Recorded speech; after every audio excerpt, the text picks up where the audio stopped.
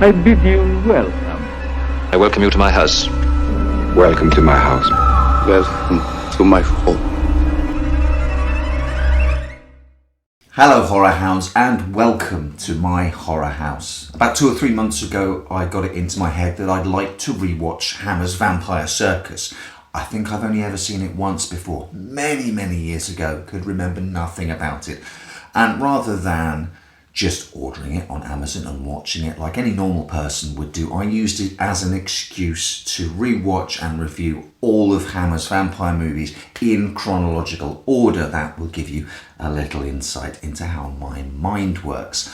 And we have now finally, well, we haven't, you didn't realise I was building up to this, I have finally reached Vampire Circus. Now, received wisdom has it that by the early 70s, Hammer Studios was on its last legs, railing against a new wave of horror from the US like King Canute on the Shore, trying to turn back the tide. The studio had nothing new to offer except shock and nudity. It was running on fumes. And so, with that context in mind, a few nights ago I finally watched Vampire Circus for the second ever time in my life. And it was one of the greatest vampire movies I've ever seen.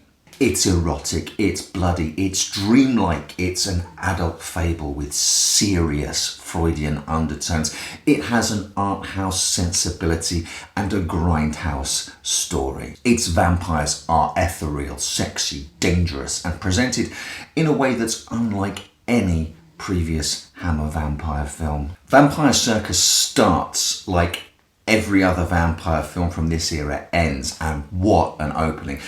The first 10 to 12 minutes are like a frantic mini Hammer movie jammed into a pre-credit sequence. We have a school teacher, Muller, who witnesses his wife, Anna, luring a small child into the local castle, the home of Count Mitterhaus. Like any Hammer aristocrat, Mitterhaus is a vampire. Anna presents the small girl to the Count and becomes increasingly visibly aroused as he prepares to feast upon her. And then, after she's been eaten, they have sex. One lust feeds another, as Count Mitterhaus says. Meanwhile, back in the village, Muller is whipping up a posse to storm the castle and kill the Count. So after a child killing and nudity, we get knives, teeth, stakes, and a whipping for good measure. The dying Mitterhaus curses his attackers, their children, and the whole village, whilst his acolyte Anna escapes and the castle burns, releasing a swarm of bats from its crypt. 15 years later, and the village is quarantined, stricken by a plague that's been caused by those released bats. Life here is clearly a drudge, and the dying words of the Count weigh heavily on the minds of the village elders. And then the circus comes to town. There's a feel of something wicked this way comes, and I do love a good creepy travelling circus, all the way through from Carnival down to Papa Lazarou in The League of Gentlemen. Here we have a midget clown sort of come ringleader whose trick it is to sort of pull off his own face to reveal his face beneath it. We have a gypsy woman who appears to be in control of the travelling troupe. There's a mute strongman. The most bizarre dancing duo you'll ever see. The guy is dressed as an animal tamer and the girl is dressed only in body paint to make her up to look like a tiger. I believe most of their act was cut for the original PG certificate US home video release of Vampire Circus, since there are a couple of shots in that act which seems to make the basic instinct freeze frame moment look more like afternoon tea. We have a pair of twins who put the bat into acrobat, and the mysterious Emile, who looks like an evil Mark Bolan and appears to be able to transform into a panther. And there's the strange Hall of Mirrors, tucked away in a tent that owes more than a little debt to the magical mirror in Jean Cocteau's Orphée. If you like, read the opening segment of the movie and the attack and killing of Mitterhaus as the end of the era of nobleman vampires holding sway over a populace. The Circus of Nights, as this travelling circus is called, presents us with a travelling band, a nomadic group who move from town to town, pitching up, entertaining, feeding, and then moving on before the finger of suspicion can fall upon them. Is anyone getting Near Dark vibes here? The Circus of Nights is a mixture of humans and vampires, but crucially they share a fairly similar status. There's no master and slave dynamic here, no thralls, no vampire mesmerism to control the humans. Instead they form a tight-knit pack, a kind of family loyal to one another and all working towards the common goal of the survival of the group. The vampires on show here are truly fantastical creatures who can shape-shift and use all manner of black magic to go about their business. It's highly original and very unusual, and I don't recall seeing vampires quite like this in many, if any, other film. Oh, and for the first time in a Hammer film, they use real bats.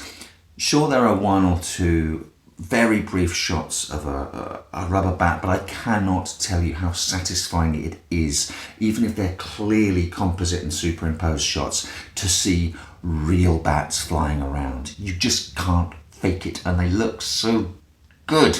It has the feel of a post-pubescent Grimm's fairy tale, and weaved throughout the film is a heady mixture of violence and sex. I've mentioned the up-front sex scene between Anna and the Count.